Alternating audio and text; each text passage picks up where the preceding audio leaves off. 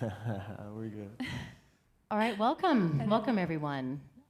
So, tonight we're going to be speaking with these incredible artists, all homegrown in the region, and talking about how they navigated through their musical journey, also what inspires them and how they inspire others, and empowerment as well.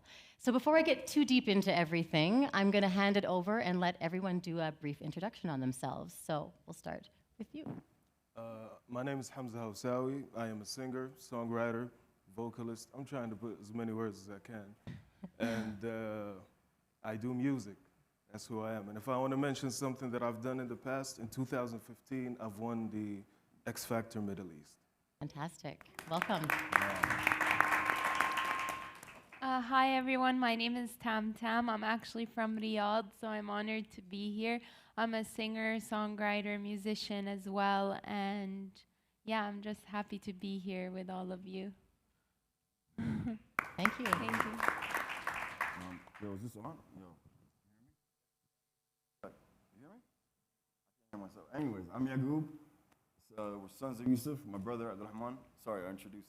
It's all good. It's all good. We're together. Producers, songwriters, yeah, directors, what else? Fashion designers. Wow. Yeah. Hi everyone, I'm Sawsan al-Bahiti. I'm an opera singer and vocal coach. I'm originally from Jeddah, recently moved to Riyadh, and I'm very happy to be here. And my name is Lindi Delight. I'm a 360-degree music manager. I take care of artists, brands, and showcase events, mostly specializing in house and techno music. I'm Canadian and living in Berlin. So my first question is, because I'm super excited to be here, and I want to really understand, like, how does it feel to be speaking here at the XP Music Conference for the first time? Tamtam. I would say it's incredible that it's happening in Riyadh because there has never been anything like this here in terms of music, you know, where everyone who's interested in music can come together in the region, and it's just it's history, you know. We're living in history, so Absolutely. we need to be really grateful in this moment and really take it all in and take as much as we can in. Yeah. Thank you. And Sawsan, also, how does it feel? Yes, I was just talking to a friend outside, and we're living great times here in Saudi Arabia. Everything is booming, specifically the music industry and culture. So I'm just talking this way because the mic. Okay. So yeah, it feels really great to be here. And as far as I've seen with other industries around the world in music, I believe that Saudi is doing a great job in making it a structured move and having a legislative body like the Ministry of Culture and the Music Commission. And this is also, they're part of this event as well. So I'm very happy, very proud, and happy to have you all here. Thanks. And how about you two? Man, I'm happy to be here. Yeah. MashaAllah. Riyadh, it's beautiful. The people, the vibes, you know. Yeah. And like she said, man, this is history right here because we've been waiting for this for forever. You know what I mean? So it's great to see people from, you know, different parts of the world in one place. And yeah. Fantastic. And Hamza, what are you thinking about the first XP Music Conference in Saudi Arabia? It's amazing, really, especially that there is attention being given to independent artists. If I want to talk about it from the perspective of an artist, that means that there's an industry that is being established right now. Yes, we have a long way, but this is a great beginning, especially for somebody like me and everybody on the panel, really, because the music that we're doing, if we want to call it alternative music, because it's not really what's popular in Saudi.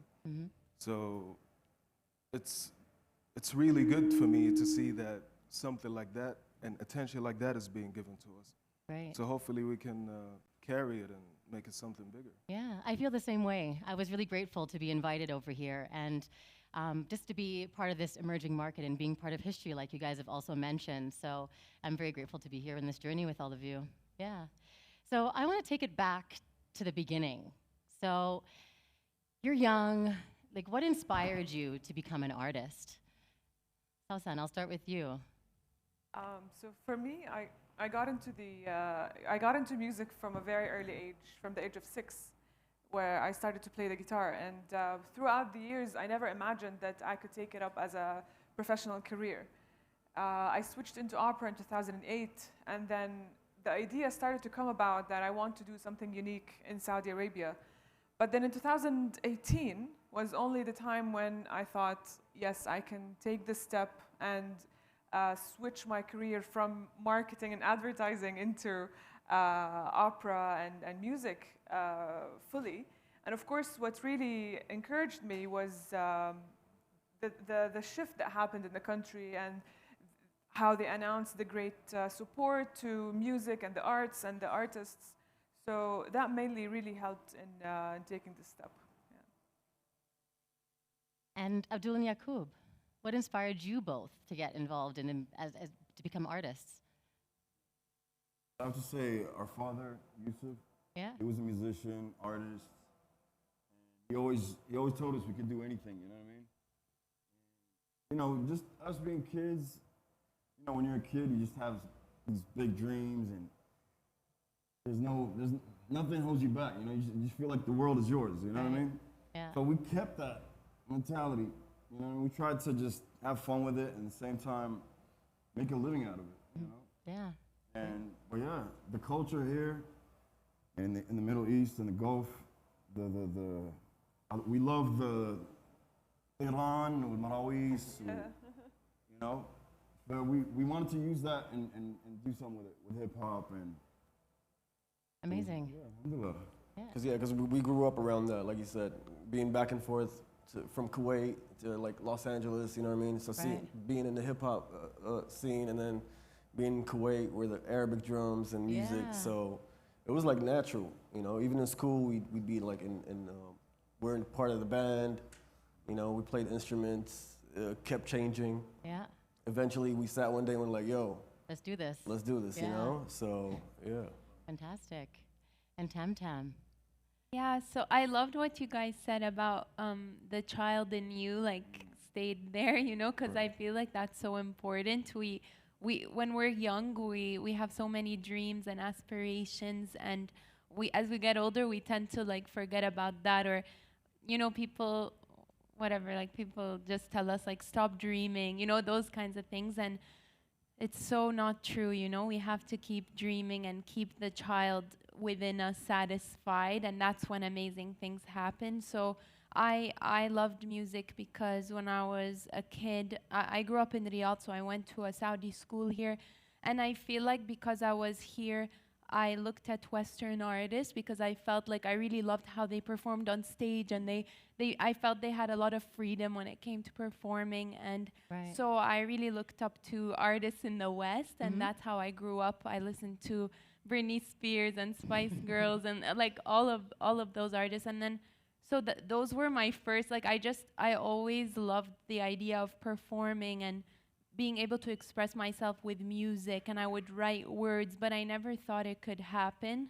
And then as I started to get older, I started expanding my musical like ear, and I would listen to Michael Jackson and Feyruz and Aerosmith and like a whole collection of different artists, Warda and Asmahan, like just like everyone that every genre that I could, and really I started to embrace the Arab, like the Arab artists more as I started to grow older, because I lived in the US. Yani subhanallah, the grass is always greener on the other side. You know, when I was in Saudi, I was listening to all of these Western artists. When I went to the US, I went back to like my roots and like, let me hear yani these amazing Arab artists and the lyrics that they use. And so yeah, it's That's amazing. I'm gonna touch a bit more on that later. I want to Yeah. dive a bit deeper into that in a bit. But so how about for you?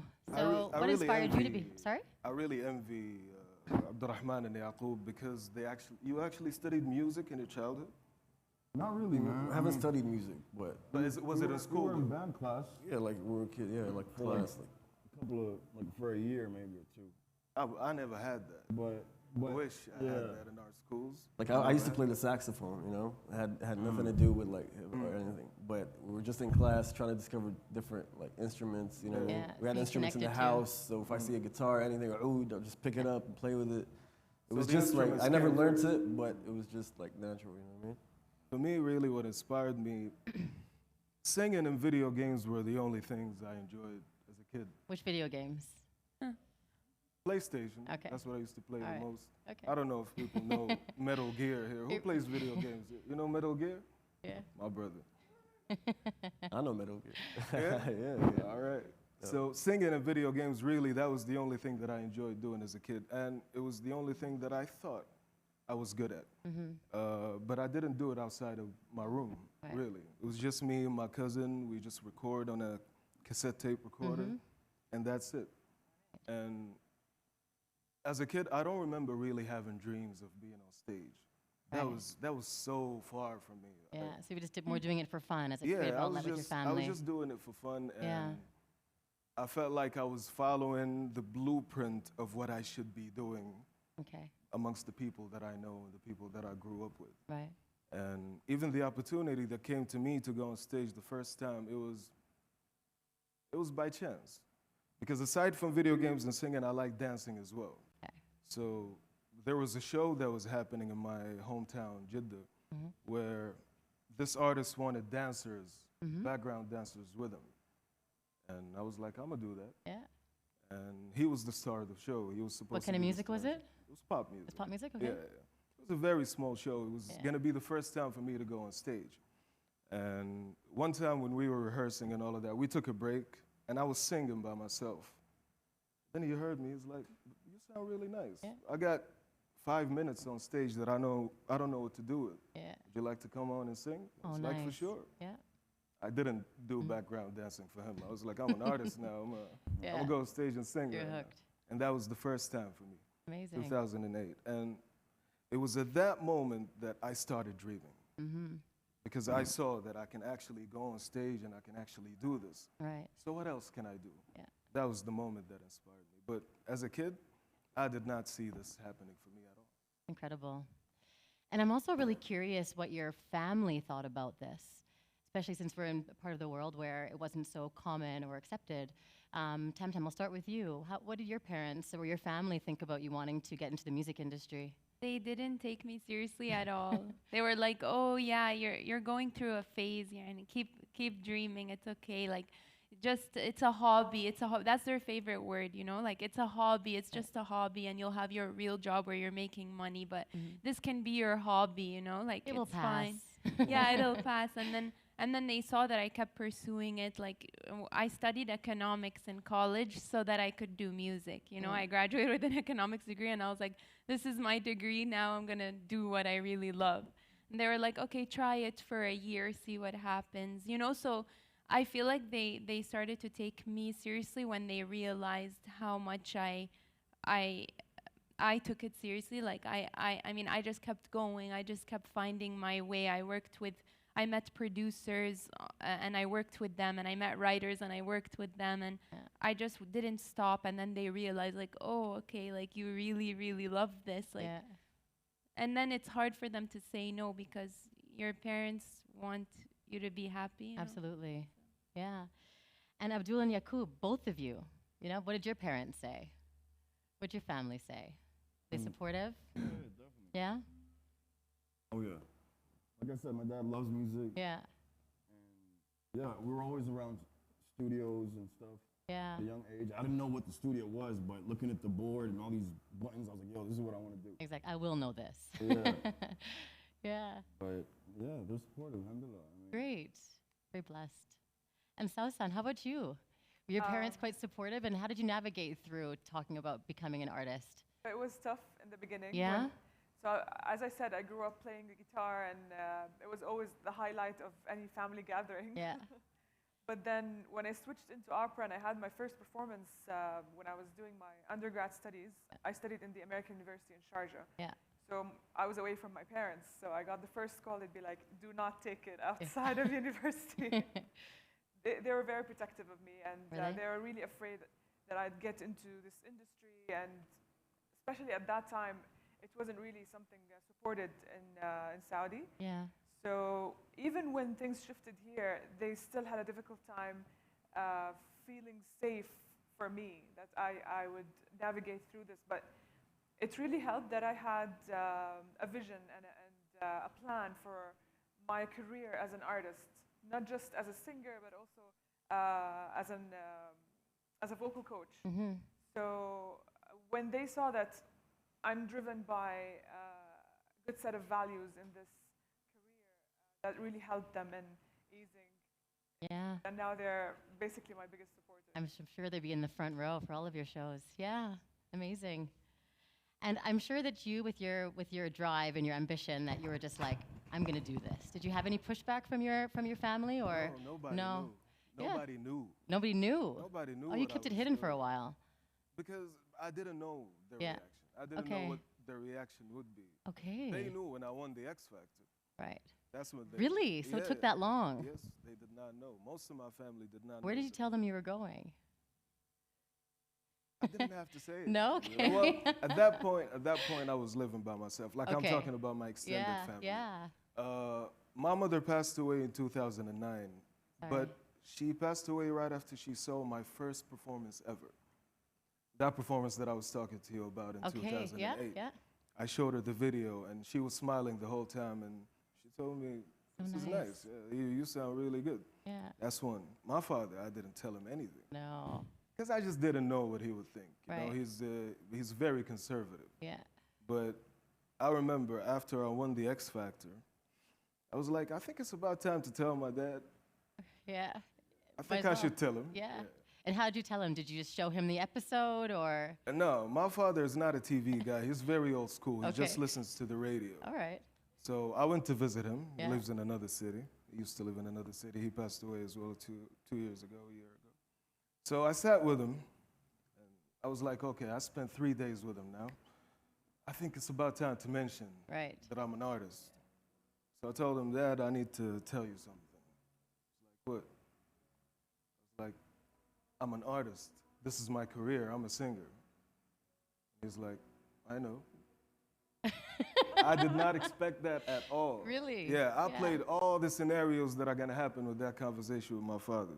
But I did not expect him to tell me, I know. It's like I heard it on the radio. Oh, really? Oh, Like, all right, wow. Oh, wow. And so how long after you won did you tell him? So, yeah, Like a year and a half or a year and a two. half. Yep. So he also didn't tell you that he knew. He No, was just didn't waiting tell- for you Yes, to he was tell waiting him. for me to tell him. Oh, that's amazing. It's amazing. But that was it. How you got into X Factor, I never had in my mind that I want to participate in any show or in any competition as a singer. But the ad that I saw for X Factor Middle East, they actually mentioned that you can sing in any language you want. I'm singing in English, you know what I mean? As much as I would like to have the ability to do what you guys are doing and fuse the Arabic language in the music that we like, which is Western music, I didn't find that formula yet. So maybe we'll have a sit down after this. But remind me of your question. How'd you get into the X Factor? Yeah. When I saw the ad said that I can go on the show and perform in any language that I like. So I was like, this is what I want to do. And I had to quit my job to do that. And in my mind, I was like, I'm only going to go there because I want to perform in the auditions, and I want to take that video, and I want to use it just to add it to my CV. I was like, I'm not sure I'm going to go anywhere. I just want to make sure I'm going to be on screen for that audition. And the rest was history. So. Amazing. So when I was looking into all of you, I was doing my research, what I saw what was in common was this really a sense of pride, you know, and a pride of your countries and a pride of your culture. This is for any of you, like, how can you describe this and how this comes to be, this really strong sense of pride? For any of you, you can jump in. Okay, I'll start. So, well, one thing that I'm always proud of my country. I'm always proud of being Saudi. I always tell people that I'm Saudi, and because I grew up part of my life in the US. I went to the US when I was 15 for school, and everyone would ask me like, oh, where are you from? And I would say Saudi, and so many people didn't know about Saudi. You know, they only knew what they saw on TV. So I had the privilege to be able to show them a different side of Saudi, and I loved doing that as a person. And then when I started making music, I loved doing that through my art, because people, you know, are curious about Saudis. Or I mean, now more people know about Saudi, and it's, you know, there's tourism and stuff, but before there wasn't. And one thing with the music is that it wasn't common here at all, obviously, and a lot of people, like my family members and some friends, you know, a lot of them like didn't want me to do music because they were worried about what people would say. That was like a big thing, like, what are people gonna say? And I was like, yani, who care? In my head, I'm like, really, I'm gonna live my life based on what people are gonna say and what people are gonna think of me? And like, no, that's wrong. You know, I shouldn't think that way. So as soon as it had nothing to do with the country, you know, it had nothing to do with like Saudi. It just had to do with an idea that people had in their heads, like, what are people gonna say? What's the country gonna say? And I told myself, like, I'm gonna be myself. I'm gonna pursue my music, and I'm not doing anything wrong, and I'm gonna be proud of my country along the way, and I'll see what happens, you know. And that's what I did.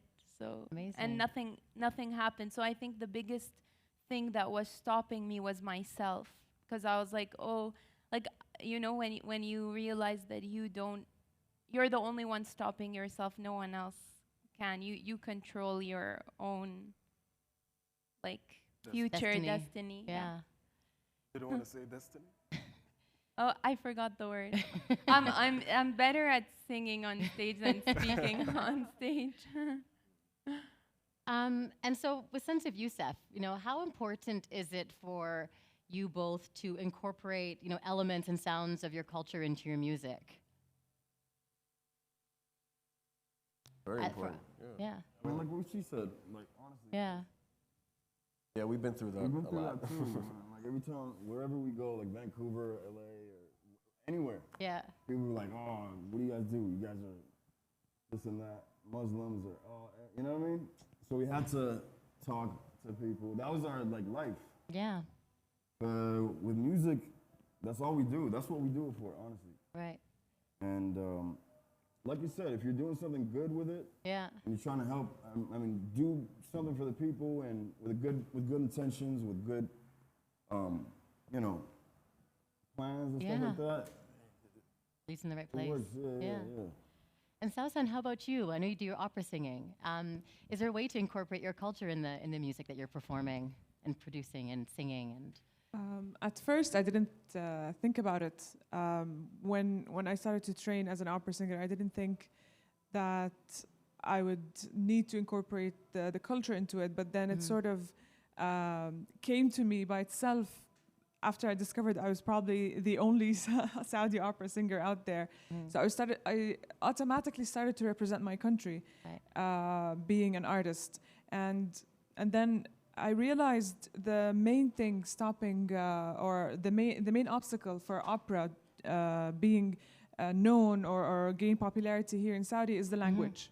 Yeah. Which is where I decided I will do my own take in opera and sing it in Arabic, so that we can show our culture through that and bridge the gap and introduce it to the audiences here. It's very innovative. Amazing. Amazing. I feel like we should all work on something. Yeah.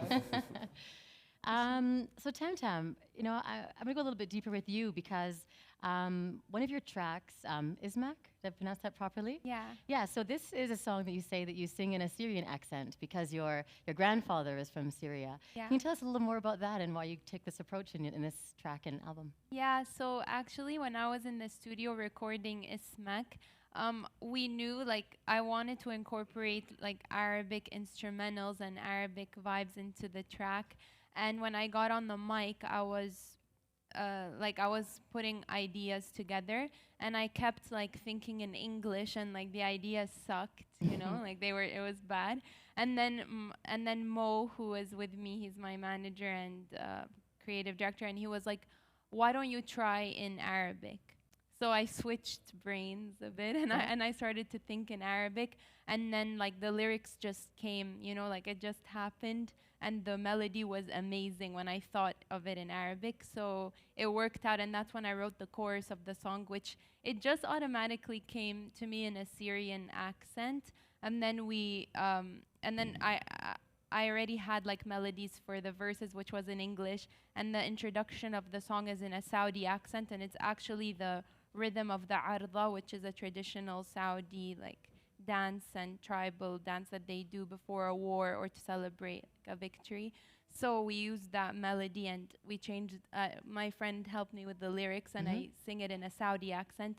And in the end, it was these three, like the Saudi, the Syrian, the English all together. And I felt like it just represented who I am, like, and the mix of who I am.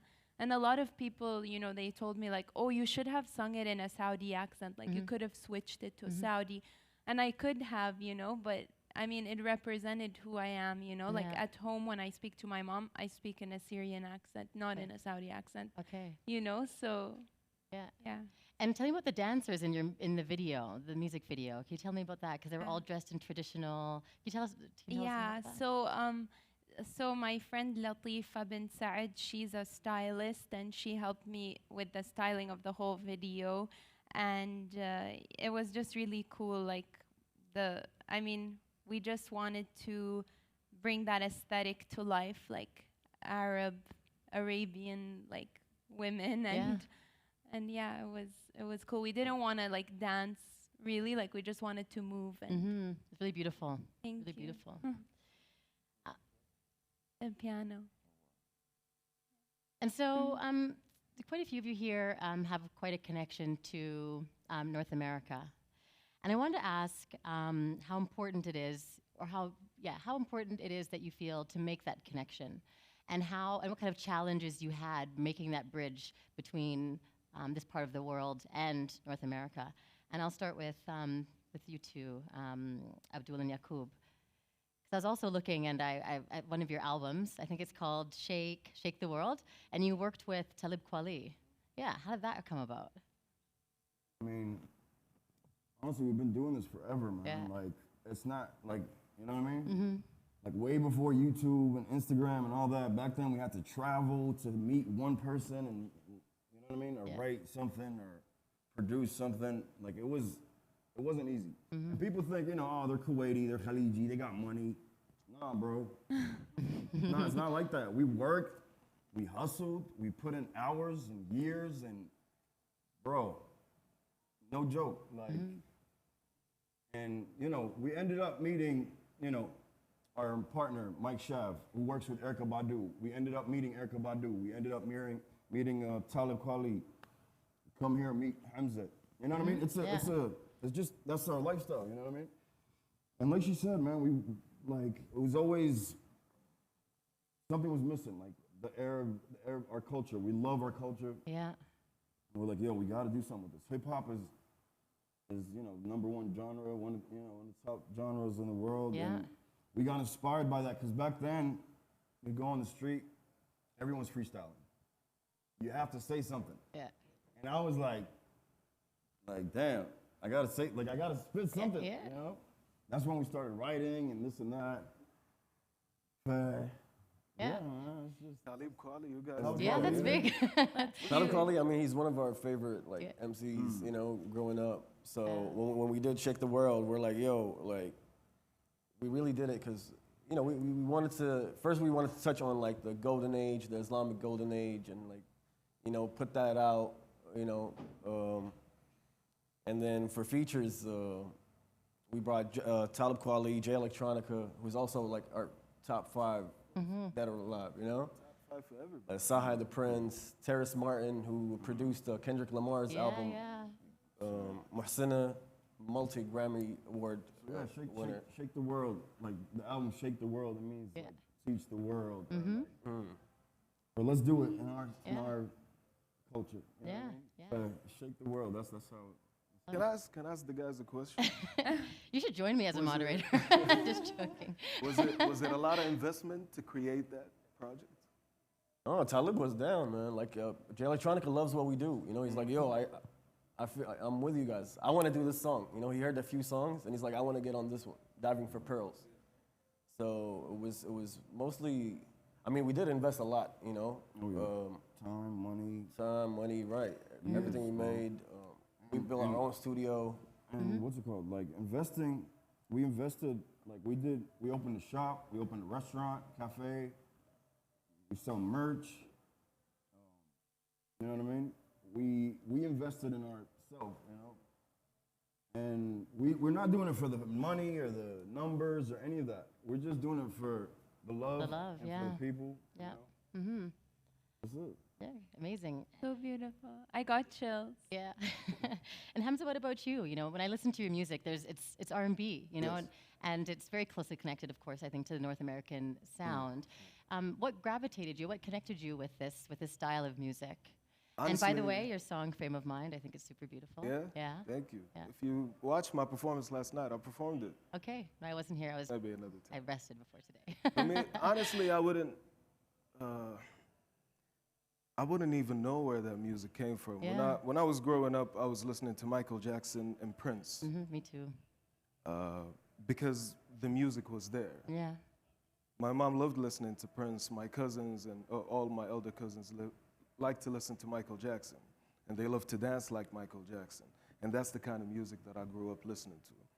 And then there was Marvin Gaye, Luther Vandross, Teddy Pendergrass, all of that soul and original R&B music. So I grew up listening to that, and when the moment came and I felt like I want to grab a mic and I want to record, I always felt like this is what I want to do.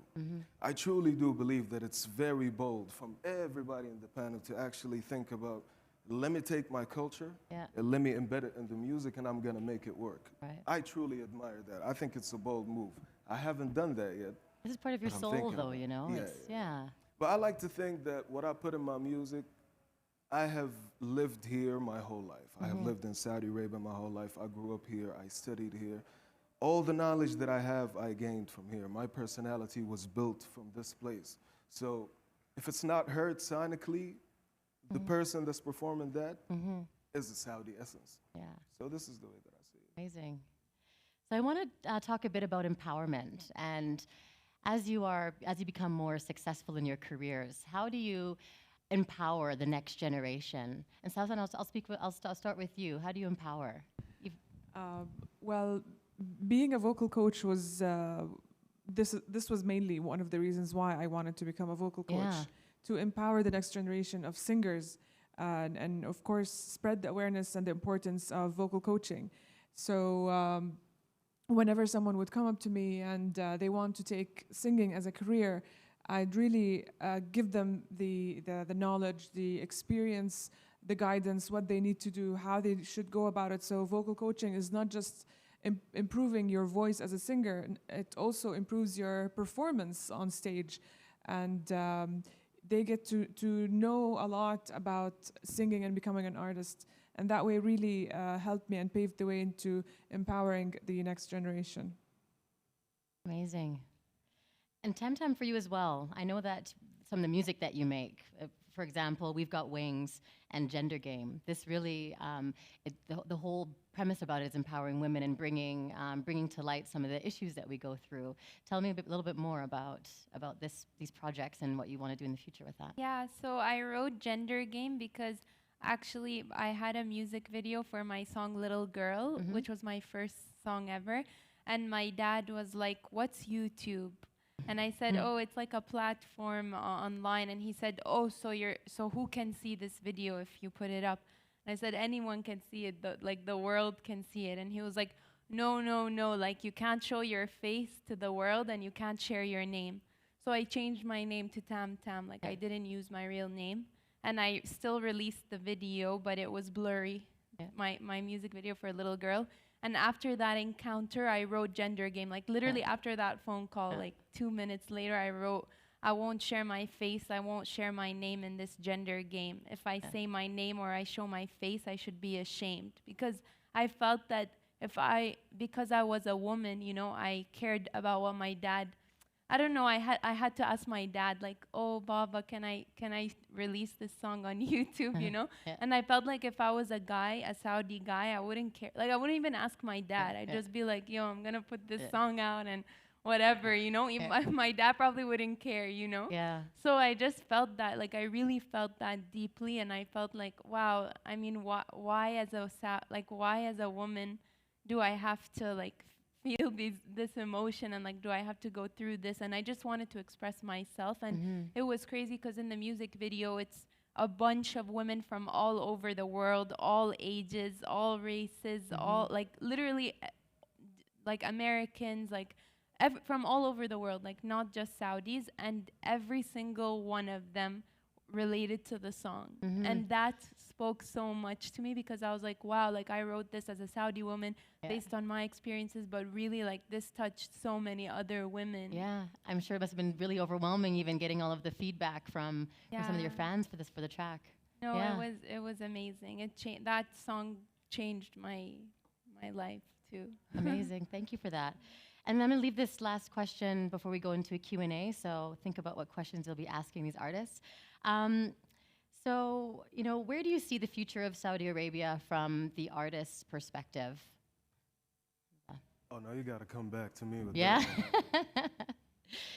Anyone else? You got to find a political one for you. Yes. All right. Sawsan, yeah. I think Saudi is going to be one of the top countries to have big stars, because in just, 2-3 years, we've come across some hidden gems that have not yet been exposed. And the amount of support and focus being placed on Saudi artists is impeccable, honestly. I'm so proud of that. And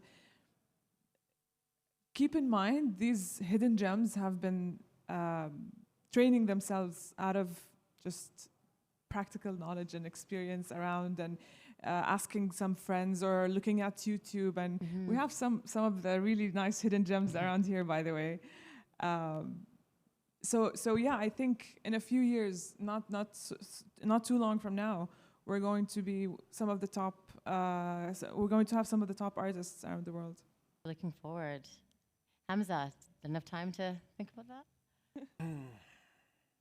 I'm hoping Yeah? that what Sawsan is saying is the reality. It's hard to tell right now, because throughout my whole career, I have always felt like something needs to happen, something needs to happen. And now we can see it, and now it's beautiful, and it's following the vision that this country is going for. And I'm seeing now the attention that's being given to independent artists, and that makes me happy. But at the same time, as an artist, it makes me cautious a little bit. I still wonder, is this gonna happen for us or not? Right. Especially the type of music that we're doing that is different from what is popular actually in Saudi. And there is an attention that is going to the industry for a while now. Yeah. But seeing that the attention right now is going to the artists themselves, because they're the ones who are going to build that industry. Absolutely. Yeah. Yeah. Seeing that happen, it makes me really want to be a part of that change in any way and in any capacity. And I'm glad to see that happen. Hopefully we'll get to a point where, you know, we won't even need headliner artists, that we'll just have artists from the region performing that are headliners themselves, like in a really big way. Exactly. Yeah. Well, thank all of you. I would like to open up the floor to see if there are any questions that anyone has for these incredible artists. Yeah, okay, we have just over here in the front. Thank you guys very much. It's very simple questions. As an English singer, do you think, I believe it was an obstacle here, do you think it's still an obstacle, and what do you need to get over it here in the region? That's for me? Yep. Depends. You're asking if it's an obstacle. If I am doing it only for the love, and if I'm not really looking for that big of revenue, then it's not an obstacle. I will still have my audience. I will still have the small group of people that are gonna like what I'm doing, and they're gonna be okay with me singing in English. But if I feel like I want to have commercial success, whether my music is real or not, if I want to have a commercial success, if I want to be known in this region, then it makes sense that I sing in Arabic, because that's the language that most of the people understand. But is it an obstacle for what I want to achieve? I don't think so. Thanks. And I think there's another question over here. Yeah? Hi. Help me out. Hi. My name is Shahad, and I produce EDM pop music for kids in Arabic. And I really want to inspire kids to be creative and like love themselves. And I've seen that. I think I've seen like you guys like are really creative and you work really hard to. I think you have a lot of self-confidence and courage to go there and like expose yourself and express yourself. So my question, like, what was the reaction like after being like famous? Like, how did you handle like criticism and like people from different perspectives and like? How did you feel like after that? Or did you just like you were self-confident and you kept going? Who's that question for me? Or Any of you, all of you, any or all. I don't think you don't think about these things because you're just in it. You're just going at it. You know what I mean? That's true. For me, I get asked that question a lot. Like, do people change? How do people react to you because more people know you than they did yesterday? And for me, I have never thought about that. Because just like Yaqub said, we're so immersed in the process that all this is just background noise. And even for the kids that you're teaching and that you're creating the music for, I think they should know that. Just put your head in the process, whatever it is. And at some point, all of that is just going to become background noise. And it's actually going to help. You know, if this personality is built properly, it's going to help because it's going to keep pushing you forward. Yeah, and I mean, about the criticism, like, of course, one thing to know is no matter what you do, you're gonna get criticism. Like, even if you're Mother Teresa, you know, people are gonna find something to criticize. And that's one thing just for everyone to keep in mind. And I do get criticism, and it does hurt. Like, you know, we're human at the end of the day, and but you just have to just work through it. You know, you become stronger, and you realize that when people criticize you, it's a reflection of themselves. So it's probably something that they don't feel too good about in themselves, because otherwise they wouldn't judge anyone. If you're comfortable with yourself, if you're, you know, if you're a happy person, and then you wouldn't be a judgmental. Yeah. Yeah, I was about to touch on that point, but since you're dealing with children, it's really important to give them the awareness that you shouldn't measure your own success or your own self-worth based on what people say, even if it's something positive. So even if you're getting positive feedback, I mean, it's good, but don't let it get to your head. Know your worth from your own, from inside of you. And let's say you want to know if you're doing well as an artist and your voice is good, then go to experts. Don't just ask anyone or base it on any person's feedback. So that's really important. Let me add to that.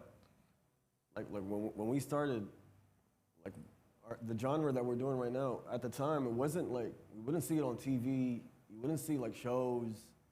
Hip hop was always there. I mean, it was always underground. You know, you had to go to like see people do it, you know what I mean, and like be in the house or something. But once we did it, you know, and I think our first video, for example, just coming out and doing it, that's when it, like, you know, it hit different, because we didn't really look at anything, you know. So even if it doesn't exist, if no one is doing it, and they feel like, you know, something's holding them back, I think once they do it, it'll change everything. Amazing. Any other questions? Yeah, we have one up in the front here.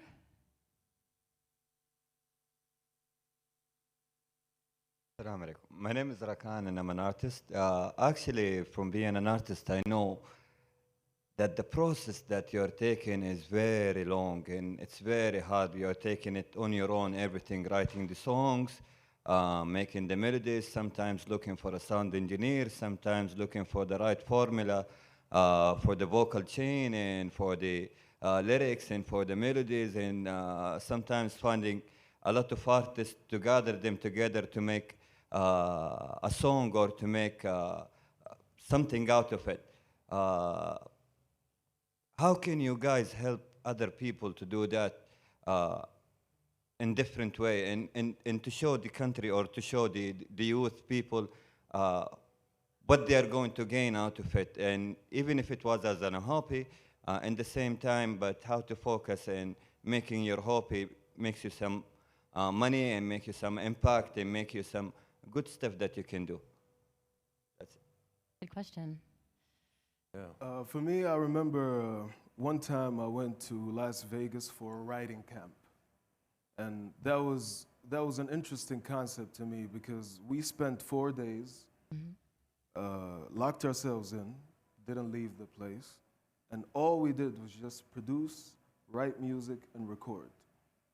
And that moment was really eye-opening for me because at some point in my career, before it even became a career, I had to write my own lyrics. I had to write my own melodies. I had to look for music online and try to put the pieces together. I had to learn at least the basics of mixing and creating a vocal line that I like the sound of.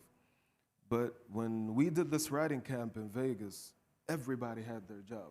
And all I had to do as an artist was help out with the lyrics because there are songwriters, help out with the vocal melodies because there are songwriters as well who come up with melodies.